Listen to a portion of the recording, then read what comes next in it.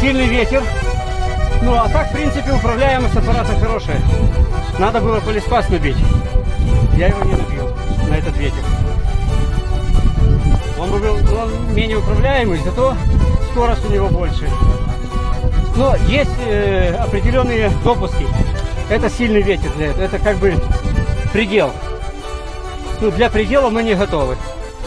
Нам давай вольготный ветер. 2-3 метра в секунду. Или штиль. Вот так вот.